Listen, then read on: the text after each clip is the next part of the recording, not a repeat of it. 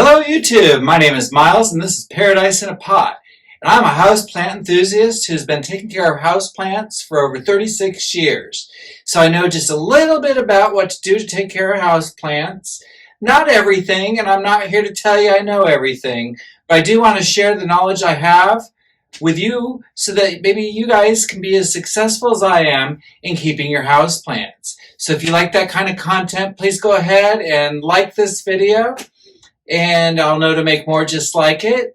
And if you want to see more about what I'm doing here, make sure you subscribe to the channel. Hit that little bell button so that you get notifications. I upload 2-3 times a week, and every Sunday in the year 2022, we are doing Plant of the Week. And this week's Plant of the Week is going to be the Monstera karstenianum, otherwise known as the Monstera Peru. And I'll go ahead and put both those names up on the screen for you there so you can see what I'm talking about.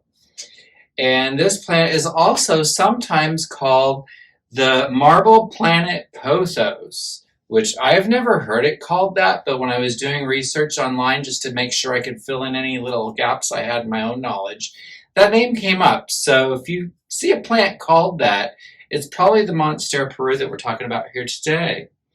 This plant is a very succulent plant. It has very succulent, thick, waxy feeling leaves, almost like a Hoya, but not quite.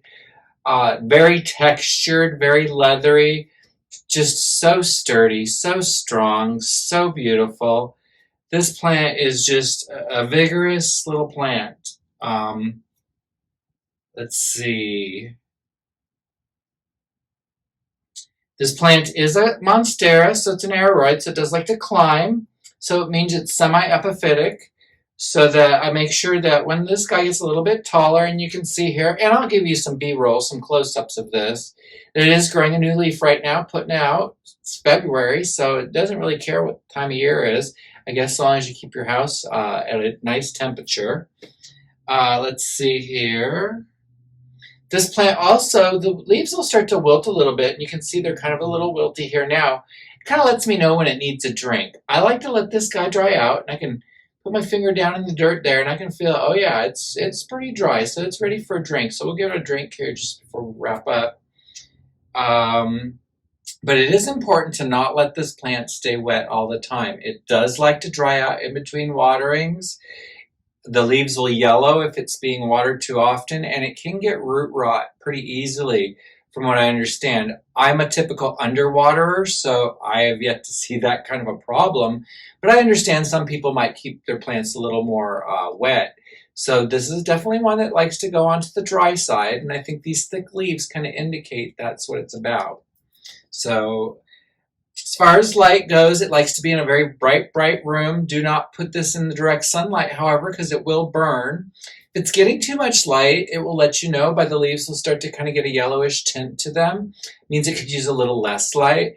If it's getting too much light or direct sunlight, and this one gets like a lick of sun in the afternoon for maybe 30 minutes, it doesn't really have any signs of burning. This little burnt leaf came to me like this.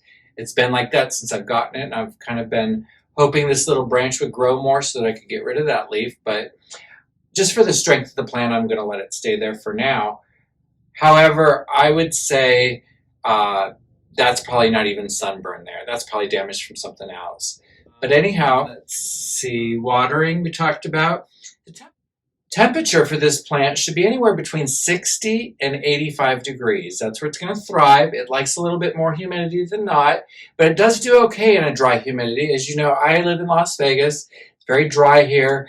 I maybe keep it about 16% on a good day. And then sometimes in the winter when it's cooler, I tend to be able to get my house up to maybe 45%, which I know sounds unusual, but for some reason, I guess the plants maybe create enough humidity in here once it's sealed up.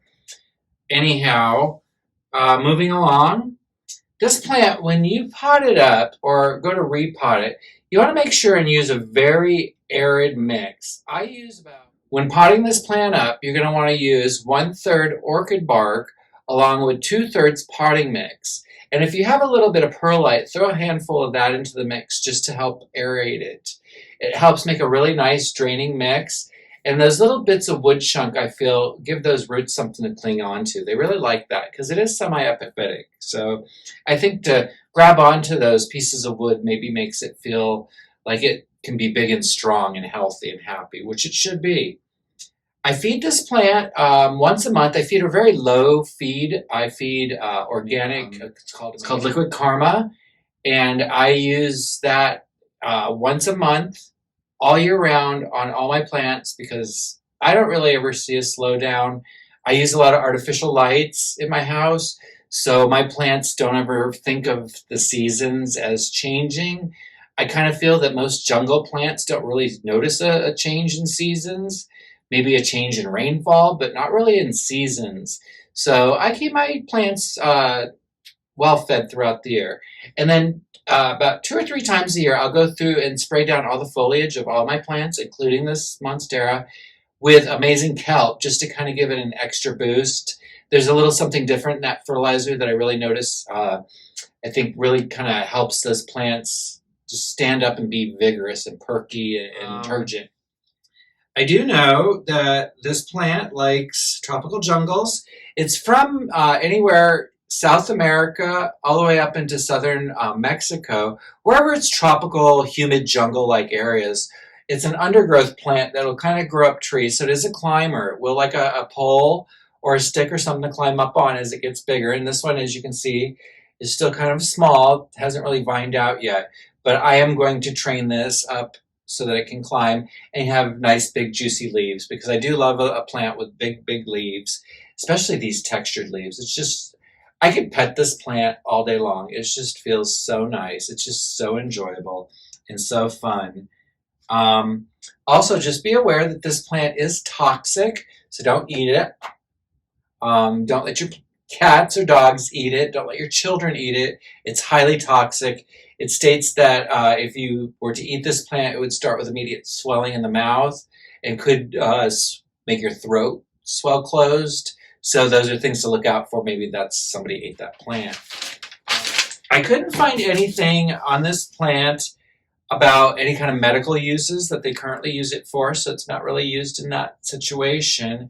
And I couldn't find any folklore or kind of, sometimes you get like Indian information, like native indigenous people information that will kind of tell you what they might have used the plant for, but there was nothing like that on this plant. So I guess maybe it's just best as a nice, lovely decorative plant that we keep in our homes and watch grow beautifully. I found that this plant so far in my care, and I got this plant back in September. I got it at a plant swap. I traded a big piece of my looking glass begonia for this. It was 3 little propagations, and it was in a much smaller pot than this. I took it out of that pot because it had really weird drainage, and I wasn't sure on what the soil mix looked like because I just received it in a trade. So I did take it all apart, and I gave it all brand new soil because I wasn't really sure what it was in. It kind of looked like maybe scraps of soil, maybe the bottom of someone's soil bin. It had so many different, had little leca balls. You can see there's still some little leca balls and stuff in here. So I gave it a good, nice, airy potting mix. I could see that when I did transplant it that these were fresh cuttings. The roots weren't very big. And I think I waited about 3 weeks before I transplanted. I always let a plant acclimate to my home if I can before I go doing anything with transplanting or uppotting of anything because I just like to let things acclimate into my home. So as far as propagating this plant, I have yet to do it, but I have read that it propagates just like a pothos. You can take a cutting at a node, and it should root right up. I can see here, and like I said on the B-roll, I'll take some close-ups of it, where it's going to really have no problem, I would say, rooting up. I mean, I could probably cut this piece right here and get it to root right up because it's got so many little root nubbins sticking out there already. So I think it would easily propagate, and I am kind of eager to get this one propagated because as many of you may know, if you follow me here on this channel, I like to propagate my plants almost immediately upon receiving them, just to ensure that if anything goes wrong with the mother plant, that I have a backup plant to try to rescue and grow into my care. So this one I've been kind of living on the edge with because I haven't really done that yet. So I hope to do that really soon with this. I'm thinking maybe by June, after a couple more leaves come out of here, I should be able to make a nice top cutting of it and go ahead and propagate it. This doesn't really have any pest issues that I've noticed. I'm looking at it right now as I have that light to look through the leaves. I do see a couple little spots in one leaf, but that could be old damage. It looks like it's an older leaf. And then this leaf here that is kind of damaged. But I don't really see any pest or any problems. But what I'm going to do is a little bit of preventative with you here real quick, because I do have a pest spray that I'd like to go ahead and give it. Only because a little bit of prevention is better than a whole lot of pests. So let's go ahead. And I find it important that when you give a pest spray, I'm using a the very organic pesticide here today. I find it important that you really saturate the back sides of the leaves, because I find it's the back sides of the leaves where all the pests like to hide. And then I also make sure and give a nice spritz down in the dirt. And then just for good measure, I'll go ahead and spray the top sides of the leaves, just to ensure we don't have any problems. Now you can see now it's very drippy wet. It's a very lovely little plant. I sure love it. Monstera, Peru. Go ahead and get yourselves one if you can, if you find it for a decent price. I don't know how much they're running for in the market right now because, like I said, I did get this in a trade, so it didn't really cost me anything. And only one last thing here I need to do with this is go ahead and give it some water. And what I'll do is I'll go ahead and switch over to the B-roll and make that the B-roll that I've inserted for this whole plant. All right. Thanks much if you made it to this point in the video. Please do me a favor, leave me a green heart and a message down below. Even if you just leave a green heart, it lets me know you made it to the end of the video, and it lets me know that you're a real supporter. Also, I'd like to state that I'm still not working, still desperately trying to find a job that fits my qualifications. I'm kind of overqualified for most positions. I can't seem to get a job at Lowe's as a clerk, 7-Eleven, or anywhere. They look at my resume because I'm a design drafter, and I don't think they want to hire me. What they don't know is I'm not getting any jobs as a design drafter right now. It doesn't seem that industry in Las Vegas has really picked back up yet. So in the meantime, I'm asking any of you guys who might be able to support me here a little bit or feel they get value from these videos to go ahead and Venmo me, and I'll put that information up on the screen. I would sure appreciate it. I will definitely give you a shout out on the channel if you do that. I'd never disclose the amount because I think that's tacky, but I sure do appreciate all you guys. All right, well, that's everything I have to say today about the Monstera, Peru. I sure hope you enjoyed the video. Thanks much and have a great day. We'll see you in the next video. Bye.